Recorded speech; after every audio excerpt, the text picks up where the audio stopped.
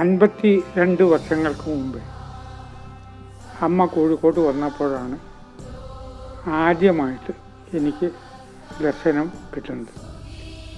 തുടർന്ന് ഇത്രയും കൊല്ലങ്ങൾ പലപ്പോഴായിട്ട് ഇവിടെ വെച്ചും വള്ളിക്കാവിൽ വെച്ചിട്ടും അമ്മയുമായിട്ട് ആശയവിനിമയം നടത്താനുള്ള സാഹചര്യം ഉണ്ടായിട്ടുണ്ട്.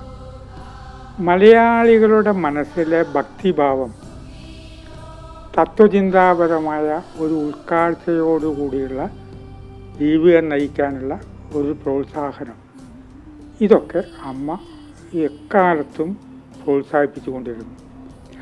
ധാരാളം കാരുണ്യ പ്രവർത്തനങ്ങൾ അമ്മ ചെയ്തു. അതുകൊണ്ടാണ് അമ്മ ജനങ്ങളുടെ മനസ്സിൽ ഇങ്ങനെ കുടിയേറി പാർത്തത്. എൻ്റെ രചനകളെ അമ്മ പറഞ്ഞു തന്ന നന്മകൾ സ്വാധീനിച്ചിട്ടുണ്ട്. 2025 അമൃതകീർത്തി പുരസ്കാരം എനിക്ക് കിട്ടിയ കാര്യം ഞാൻ സ്മരിക്കുകയാണ്.